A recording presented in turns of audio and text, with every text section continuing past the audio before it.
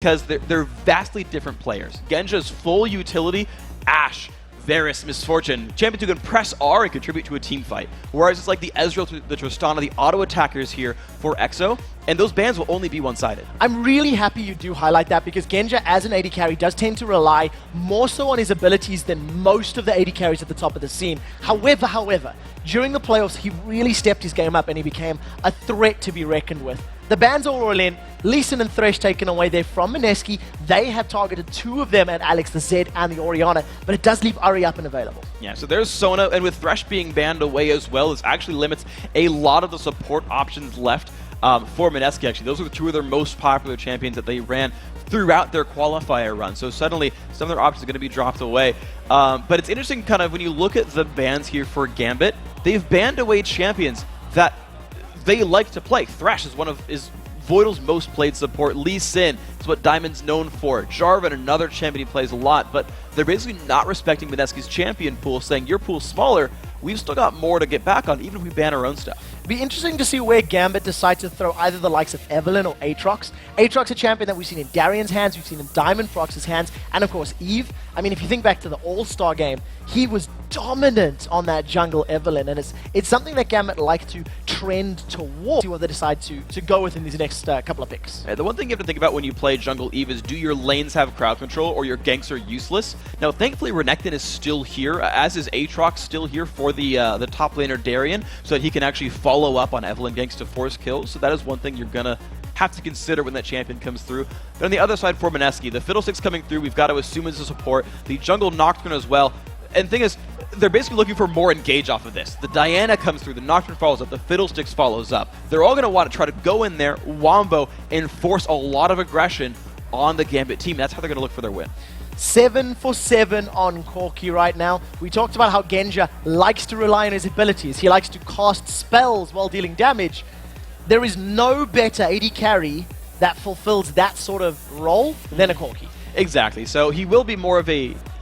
It's more like towards the Misfortune side than the Ashe Varus side, where his goal is to deal damage in the team fights, but this still does fit his playstyle. Diamond is a player who basically never buys attack speed. He'll go Merc Treads more than he'll go Zerkagrees, basically. He'll stack Bloodthirsters just to get more bullet time damage output, and this fits his style very, very well. We've talked to Doublelift a lot, actually, even off the cameras, and he says, yeah, you want to just keep adding damage items. I would stop at Zeal and get a Last Whisper on even someone like Caitlyn, just to make sure that I have actual attack damage to be useful. Well, we'll see how Genja decides to itemize in this particular matchup.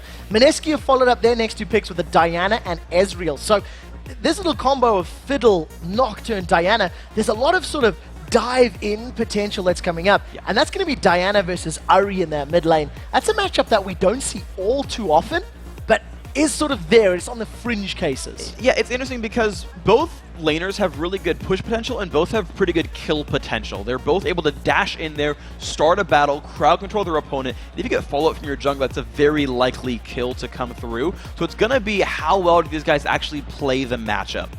It's going to be more of a skill matchup, and with Alex Ich being a world-renowned mid laner, and again, Mineski saying, oh, we're fans of you, you've got to assume the skill lead probably goes to Alex's side, but you never know. Up in this stage, people go superhuman sometimes. Well, it's a big stage. It brings out the best in people when you're sitting in front of this crowd and there's so much to play for. Yeah. You just get completely in the moment. Now, we do see the Gambit composition with Renekton and Aatrox. They have really rounded up the sort of mobility. They've got a great in-your-face sort of potential if they want to pick those. If they do want to pick those fights. But on the same token, there's a fair amount of survivability there. Renekton's ultimate, Aatrox's passive will bring them back to life, you know, in worst-case scenarios. Gambit have built themselves a brawling competition. Their hard engage is kind of mid-range. Renekton can get in, Ari can get in, Aatrox can get in, but it's all kind of shorter range. It's not Malphite Orianna. It's not Ashe Arrow. So they're looking to fight more in the jungle and just brawl because they're really good at fighting those mid-range fights. On Mineski's side, they actually have dive potential. The types of fights Mineski wants are different. Even though both these teams like to 5-on-5 with their general compositions, the types of fights they can pick are very different. Mineski with the top lane Zac in there will dive hard, and they will just look for openings and try to capitalize. For the most part, both of these teams have actually got comfort picks here. Yeah. I mean, you know, seeing TG on that Fiddlesticks is a slight change. His most played champions were Sona and Thresh coming into this. Thresh was banned, Sona was taken away. Exactly. So, he had to switch over. Genja, not necessarily renowned for his Corki of late, but we know he played it in Season 2 and he played it phenomenally well. So everybody's playing what they're comfortable with, but know very well. And it's going to come down to whoever can make better use of their champions correctly. Yes. It is a clash of different styles, and whenever that happens, just as we've seen throughout the game so far today, when you have different styles going at each other, you've got to basically exert your style better and say, we're going to fight on our terms and keep doing that, and that's how you get yourself ahead. Well, while the players are loading up into the Rift, let's take a look at who you guys think is going to win this matchup. According to LOLesports.com, 79% of you think that Gambit will be victorious. Every single one of our analysts have picked Gambit, but traditionally, Gambit start the group stages of almost every tournament poorly. So we'll see if history or an analyst's predictions is the correct one to go for here. Remember that this group are not yet like educated predictions. You guys all get to cheat throughout Group A by voting in Research. If you see teams play. Research predictions. Weren't you listening, freak? To you, no. So, ladies and gentlemen, we are live for Game 2 here in Group B. Gambit on the blue side, Mineski on the red side. The compositions right now definitely lean towards tons of action, and we'll have to see who's able to manage to pick up a win in this early stage. Right now, both teams starting themselves out defensively, and Kage is hanging himself down in this bottom lane with EXO and Yume. So Gambit already doing something a little bit different that we don't see very often. This is a research choice here. They've awarded their own Tri-Brush, expecting this invade from Mineski. This is an uncommon ward. If someone uses their body to watch this, you typically see them leave when you get into that brush. You'll actually see them as they run away. So this is actually Mineski not knowing they're spotted on this invade. Well, they are going to be stood right on top of that ward. Gambit will be saying, we have done our homework, and there will be little grins across the faces of the Russians as they are fully aware of their opponent's positioning. Now, they are setting themselves up potentially to trap. We'll have to see how they play this one out. As I say that, Mineski advance forward and Gambit immediately back away towards their opponent's red buff. Mineski with some early vision. This gave Gambit any wards they wanted. They knew all 5 of Mineski were the bottom side. Mineski had to be very careful about their invade paths.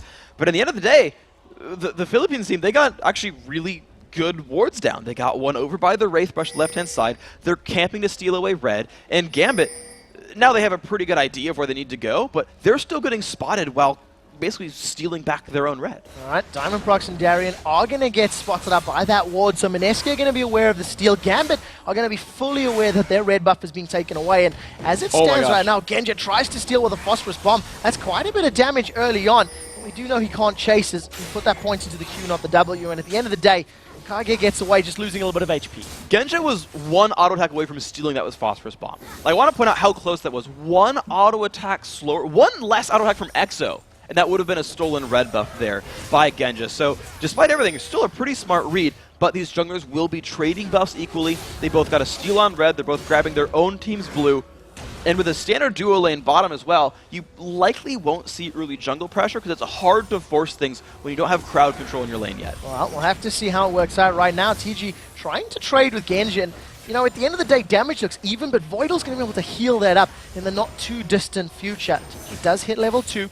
He's got Dark Wind leveled already. But Mineski are the team that's pushing, so they're actually going to hold on to a level lead for a little while here. And with that pink ward down in the brush, Voidal can no longer ward down there. Now, it's hard to force a gank with a low-level Nocturne, but as far as jungle control and brush control goes and free harass, Mineski has it here. Yeah, TG just playing to be a real nuisance right now. Basically, every time a cooldown's available, he's throwing that onto Genja, just poking him and forcing him backwards, making him miss some CS. Diamond Prox has snuck himself up to the top tri-bush and wants Snowy. And there's no wards there. He looked at the starting build from Snowy and said there's no wards, I can sneak in and go for a gank, but Nocturne's nearby for the counter gank. So we'll have to see how this pans out. Kage is about to bump heads with Diamond Prox. They see each other. Level 3 versus level 4. Shroud of Darkness goes up. Kaigu gets thrown into the air, but the fear throws Diamond backwards. He flashes forward. Remember, Bloodwell is available, but junglers without flash. Well, that was an incredibly close trade right there. Diamond is saying, I'm going to go for the fight. And because Darien was the one pushing, he got to that fight first. It was his team that was winning the battle. But Genja's so incredibly low. He's been exhausted. The Dark Wind bounces. First blood secured by TG. Now Ignite is ticking. Voidal tries to chase him down. 70 HP as it wears out. And Mineski with the first blood big play. And there's the level advantage at work right there. Genja still level 2, pretty weak barrier. And Voidal, because of how late he leveled up, only got so much time to pump healing into his teammate. Voidal has plenty of mana, but not enough time to keep Genja healthy. Well, we'll see how this pans out. EXO right now, 23 CS to 14 as he decides to back away and starts to recall. Now, I want to highlight, EXO played Ezreal an excessive amount during the playoffs, and he built what we call the sort of elementalist build. I don't know if it still applies. I don't know if it still applies. I almost want to wait to see what he buys as he just recalled. But, so it looked like a Trinity Force build right here, but he actually had been going Bloodthirster into Static Shiv into Iceborne Gauntlet, and he was just, you know, applying elemental damage the whole time around, which isn't a thing in League of Legends, but don't worry about it. And it was just interesting and thematic, but I'm going to expect it's the standard Trinity Force style, but having Trinity Force earlier is going to be a pretty big lead for him. Yeah, we'll have to see which of these Trinity Force AD carries can get to that item first and make better use of it. Remember back to the Analyst Block segments, Doublelift was quite outspoken that Ezreal with Trinity Force not quite as awesome as Corki with that Trinity Force. A 600 gold lead for Mineski, and basically the early game has gone their favor so far. Yeah, so what you've seen with Genja is he needs to kind of keep his lane alive. Now, typical for Genja, he gets 2 to 3 Doran's Blades anyway, but he's been forced to pick this up just to try to survive and get stats for the lane, whereas EXO's already on his way to Trinity Force, has the Longsword, has boots as well, so he won't even die easily. And now both junglers, though, on opposite sides of mid, looking to turn this fight around. Alex gets pulled backwards by the Moonfall, but that's massive damage. Once Diamondprox joins in, Ignite is ticking away. Alex secures a kill onto Yume as the Bloodwell passive throws Diamond up into there. Kaigu is going to use that Shrine of Darkness to block a spell, but cannot stick through the sustained damage, and a successful gank by Diamond. The burst damage coming out for Diamond is so much right there, forcing the kill. The bottom lane, honestly, for Mineski at this point, won't be able to win anymore, I don't think, just because there's enough sustain coming out from Voidal. He's already got 2 points in his heal right there, and Genja's not going to fall over anymore. But the mid lane is now what's important. So the bottom lane is frozen and whatever. They're just going to farm for a while, and their mechanics will determine minion farm scores. But Alexich now being a kill up and 13 minions up on Yume means he will bully that Diana out of lane, have more pressure roaming, and Alex will have a field day on this map. Well, we'll have to see how efficient he can make that happen. Currently 13 CS ahead. He does have a level advantage for the time being, but I can't imagine Yume is very far away from hitting level 6 himself. And what we do see is that top lane heavily pushed in favor of Darian right now. He does have a pink ward in his back pocket, but he's decided not to use it. Now, you may be right about that. The Diana right now going for the race, and that might just be enough experience to get 6. If not, he'll get it on the next wave. But if he doesn't here, there's still an ability advantage. Okay, he does just barely hit 6, but even still, I don't think you can force Alexich out of lane. Even though Alex hasn't picked up any more durability, just the 2 Doran's Rings on each side, there's just not enough damage out here unless Nocturne forces his way in. Well, Nocturne does actually have his Paranoia available, so that's a pretty easy way in if you're looking for an opening. But the question is whether or not that's going to be enough to stick to Alexich's Uri. He's got 3 charges on this for a Russian, a Fiendish Codex to boot, so some CDR to make it even more available, more often, moreness with that item. Yes, exactly. So it's just going to be Alex, again, running around at the map. He has enough ability power now that by the time he hits level 9, he will one-shot caster minions with Orb of Deception. Even now, they'll only take about 1 auto attack to make sure he clears the wave. So Alex will keep Yume at his turret, and basically, Diana has to ask permission to leave his lane.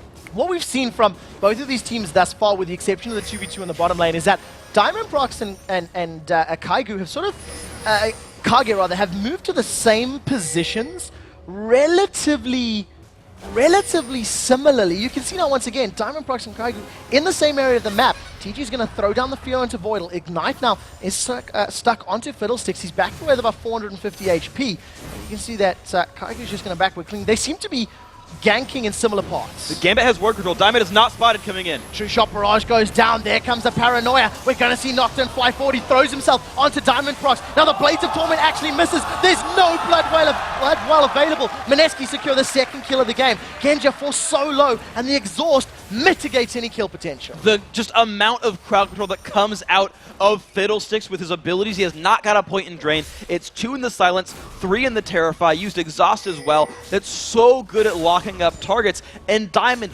look at his build.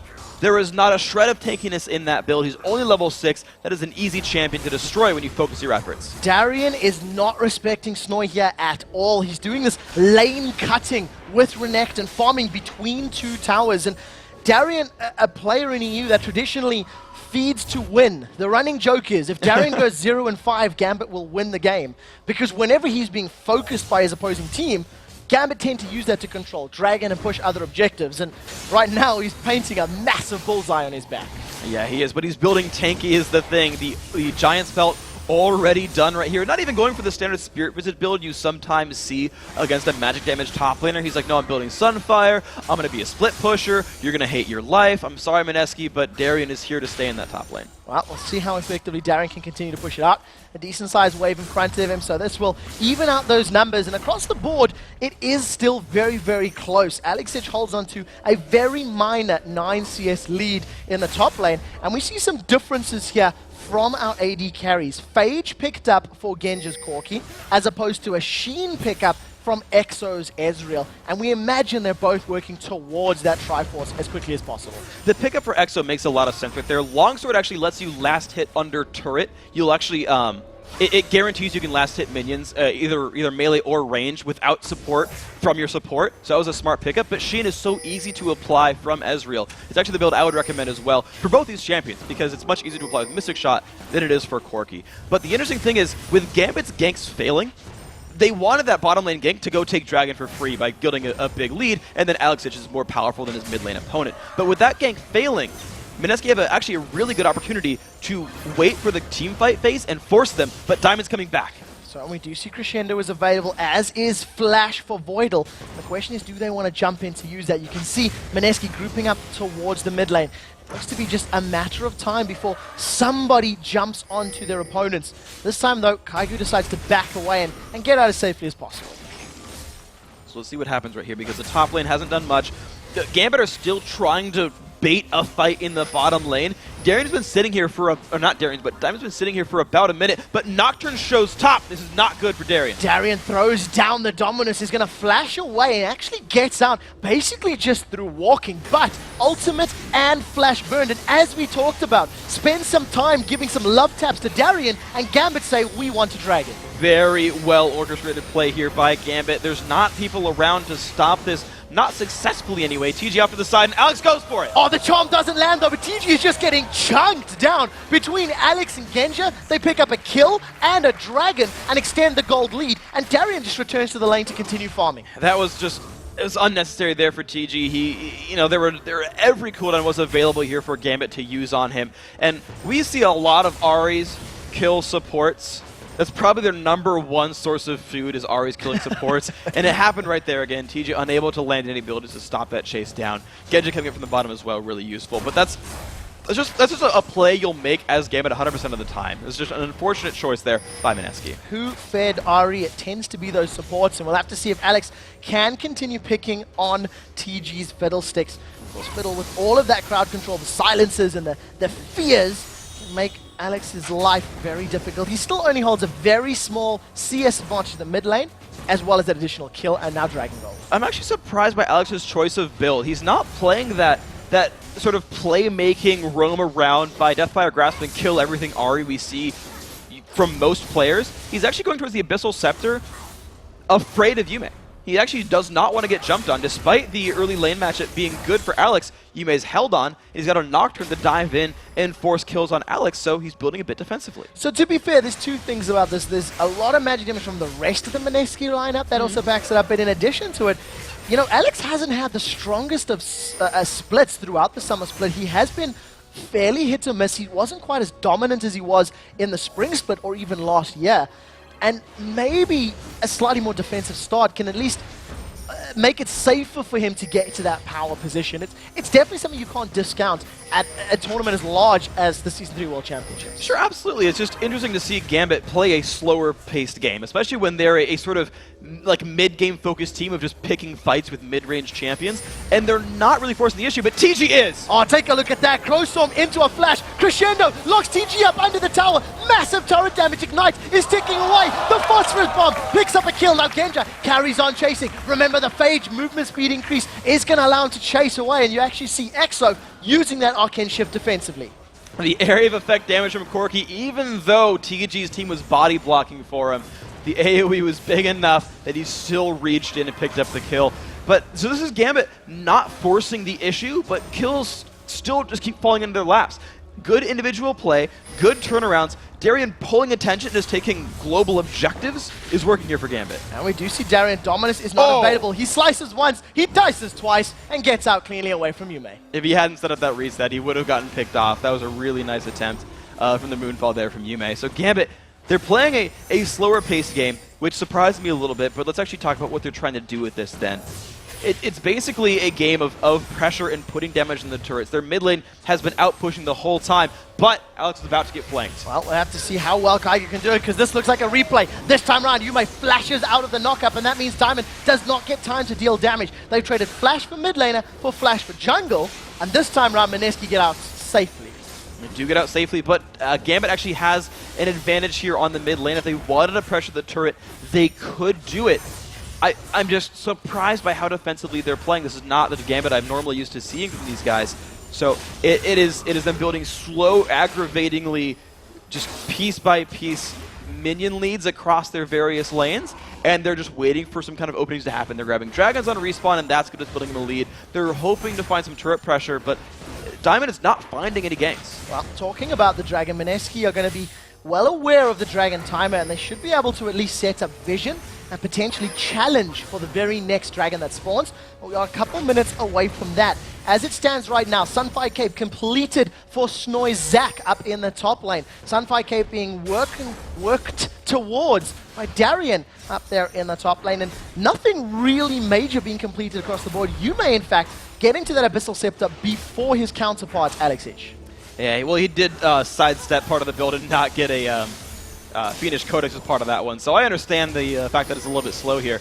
But it's actually interesting to point out is that Darien is actually still stacking armor. We actually just mentioned how magic damage heavy the Mineski lineup is, but Darien just wants to go into the back line, fully whipped Crescendo. That hit nobody. This could be rough. Here comes TG, Crowstorms forward, a Valkyrie away from Genja. Even though the fear lands, it was after the Valkyrie. TG just gets shut down by the burst damage of Gambit. And a great, dare you call it, counter gank. And now Alex is looking to make a play, but Keigu's nearby. A great arcane shift. Alex continues chasing, is not going to be able to burst through the barrier. Ignite is ticking, 110 damage, and if that missile barrage had landed, it would have been enough to pick up a kill, but Alex gets away cleanly. It's not over yet, as now Yume wants to get a taste. Dragon is up in 55 seconds, and this is a repeat of the previous bottom lane fights, which Gambit were hoping would secure them a safe dragon. Yeah, exactly. It was basically Genja's reflexes being good enough to Valkyrie away from Crowstorm before the fear got applied by TG. And just like last time, unfortunately Fiddlesticks overextended by doing that and got punished for it. But now 30 seconds left to go till Dragon means that really both these teams can choose to reset for it. Darien, yeah, he's going to survive this one. Yeah, Darien's not going to be able to win a fight against Snoy plus a turret, but they were trading fairly evenly. Darien actually used his Dominus there, basically just for harass and to keep pushing the wave. It's a farm lane again. You know, both of these top laners just trying to get as tanky as possible and ideally getting to a point where they can wreck the backline of their opposing team. Yeah. Well, so for what it's worth, Zack does better with no items than Renekton does with no items. Renekton needs to get big to be useful. Zack can theoretically be level 6 and at least do something in a team fight. So compared to that, it's a little bit better for Gambit that this is a farm lane. But Snowy's going to get to the point where he's really going to ruin Genja's day. He's building for a magic pen built on top of the Sunfire Cape. I expect to see a Haunting Guise come next. And remember that Yume is also diving the back line and built Abyssal Scepter. Genja will not have magic resist in these team fights and will very easily be killed by Diana Zack. Oh, Genja with his Trinity Force completed is just shredding through Exo's HP bar. We're seeing a critical hit there as he was forcing him back, and Exo simply cannot win trades against a completed Triforce. However, he's just completed his own, so we'll be seeing some slightly more fair trades. 3-level difference between Darien and Kaiju, and Darien decides to back out. He realizes he's outnumbered But knowing the number of members of Mineski up in the top lane, it does allow Gambit to start off this dragon. It doesn't look like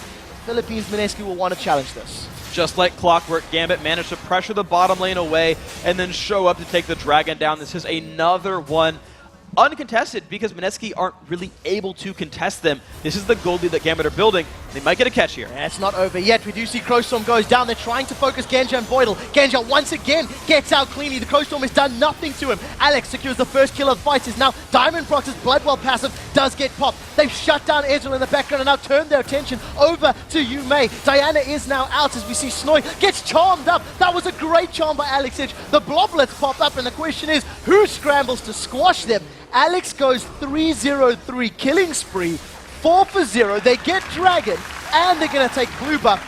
This is complete control from them, as we do see a dive forward from Kaigu. The Fear Proc throws Genja backwards. He may not be able to get away. That is a shutdown for Kaigu. He smites a minion on the way out, and it's just a matter of time before Gambit pick this one up. Darian says, do want Charm lands, knock up, and Russian Overlord secure their 9th kill of the game. And Gambit going for a roaming death squad basically after the dragon pickup, making sure no scraps were left there. And that's now finally a real lead here for the Gambit squad. They've taken their time with these fights. Let's watch the battle come in. TG's going to try again for a Crowstorm, but he's coming in at half HP. It's a very easy pickup there. The Crescendo making life difficult. Alex really just super easy to pick that fight up. But now it's the fight in the back line. Look, Alex finally did go Deathfire Grasp, and he just can get rid of that back line. Diamond was actually the focus of the Mineski lineup, and all they did was pop his Bloodwell. The backline assassination was never found by Mineski. You saw the Let's Bounce used at the end of the fight. Mineski, despite wanting to engage, aren't even engaging properly. And you've seen there, TG throws himself in with the Crowstorm and didn't follow the CC up. It had already been used. The Fear as well as that Silence. Right now, Darren's got that Hex Drinker completed, so he's going to be able to survive some of that magical damage that's coming down from his opponents. We see a Hex Drinker as well as that Bilgewater Cutlass completed by Diamond Prox as well. And, Gambit's playstyle right now is in some ways reminiscent to that of the Chinese teams, going for that roaming death squad. You can see Darren once again very, very extended, does get feared sideways. Knockup comes up from Snoy, but doesn't manage to land. Slices once, dices twice. Darian's done this before. It's not over yet. Flash is available. He should be able to flash away, but here comes Alex. They've taunted up Yume. He's going to Spirit Rush forward. Ignite is ticking. That should be enough to pick it up. That is a rampage now for Alex Edge. There's no more procs on the Spirit Rush, but the charm does land. Kaigu actually spell shielded up. It's not going to be enough to save him, and now Diamond Procs with an Ignite on is trying to get away. Blades of Torment lands. He gets a massive life steal. Saves his life for a couple of seconds as now Snoy flashes over the wall. Darian with the flash still in hand is going to pick up the kill in the background. Kill credit lands with Kaigu. It's not over yet as now TG does throw in the Crowstorm. Genja gets out of range, picks up a double kill, and son, you are not going down to the birds as Genja just blows him up. Absolutely incredible fighting by Gambit. Those are the jungle fights, the mid-range fights they were looking for. Honestly, this entire game has actually given Gambit the types of battles they wanted. These split up 3-on-3s. They've got guys like Renekton and Ahri who love to fight small engagements. And when Genja's ahead on items, he's just simply going to beat you in a fight. The Crowstorm jump in was nice from TG, but it just wasn't enough to win the battle. That bottom lane is so far ahead. Here's a replay of this bottom lane fight. So Freak, what really helped Genja? Really, really good Terrify. He gets a lot of damage from the Crowstorm, but this Crescendo means everything. It locks up both TG and EXO, and as you mentioned, Genja was out of range of the Crowstorm for the last about second of that damage, and no longer took damage from Ezreal, which means he got to turn it right back around, put the burst down, which Corki does really well, and just get the rest of the damage he needed. Could say that Mineski could not avoid that Crescendo. Right now, Gambit 14-4 up on the kill score, 10,000 gold advantage and in a real power position. Bloodthirster completed, and Genja is just going to delete Yume. Now they try to focus on Kaigu as he throws himself off to the right. Genja continues the chase. Missile after missile is just shredding through the HP. It actually continues to slash everyone else. Blades of Torment is going to slow TG and EXO is out. They now split up. A flash over the wall. Valkyrie should be up. In fact, Darian's going to slice through, and it's just all too easy for Gambit right now. They see hero and kill hero. Yeah, at this point, they've got a very, very large lead, 1,300 gold, sorry, 13,000 gold. And this is Gambit now saying, all right, we can siege at this point. We've got Sona to keep her health bar up. There's a bit of sustain from Genja and Alex Ich. Actually, a lot of the Gambit's lineup has actually some decent sustain, and they can just keep pushing forward, breaking down minion lines, and pushing into the turret. I think they could even fight a battle underneath the Mineski turret and win because Darien has so much health and armor. He can just tank that damage. Well, we do see them now bashing away on this inhibitor turret. Diamondprox throws down that ultimate and Massacre. Massive amount of attack damage in the background. Crescendo once again locking up Mineski. They have traded kills though as Alex has dropped down. We do see a second kill onto Snoise. Now Kaigu is going to get dropped by those Blades of Torment. Yume in the background doing the best he can to run away. The shield kept him alive for a few seconds, but Exo is the final target as Gambit just rotates. They pick up a clean ace. Inhibitor's going to drop, and Gambit are not going to stop. They're going to get on the Nexus turret. They've got 20 seconds until the next important champion respawns. That should be enough for them to close out this game and start the group out 1-0. Game had a little bit of a slow start in the game, but they turned it on in the mid-game. Only 24.5 minutes in, they're going to take down Mineski's Nexus. For the longest time, this game was so incredibly close. 4-2 in kills, and in the space of 8 to 9 minutes, it just blew up. Voidal went 0-0-10. Did not drop a single death in that game, and while for one Crescendo, really helped keep Genja alive.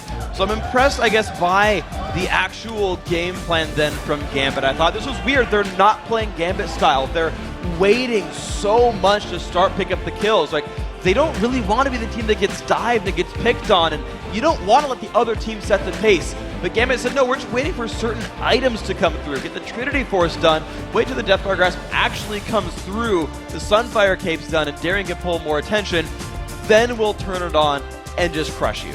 Well, Mineski, they had a couple of moments there of brilliance. They got the very first blood in a straight-up 2v2 against Genja and Voidal. You've seen that Kaigu was roaming the map, and you know, for the first opening couple of minutes, was actually reading Diamondprox relatively well. They were always in the same area at the same time, but they just couldn't turn it on when they really needed to. And now, the composition here for Mineski was engage. It's start fights. Diana, Nocturne, Zac. Those are the engagers. Those are the initiators. It's up to Ezreal and Fiddlesticks to follow up on that engage because you've blown all your crowd control on the Zac or the Nocturne to try to get them off you. And then Crowstorm shows up from behind, yells caw, caw, caw, and everyone falls over. Unfortunately for Mineski, they never got that plan rolling. The let's engage on our terms and start a team fight. That never happened. Gambit set the pace, started the Dragons, and then whenever Mineski tried to stop them at the Dragons, Alex ran up to the side and found someone and killed him, right? The preying on supports. That actually removed part of the teamfight comp for Mineski. They removed crucial parts of the 5v5 to not get follow-up damage. Well, I hope they have learned a lot from this matchup because they do have 7 more group games to play. Guys, we do need to take a very quick break, but when we return,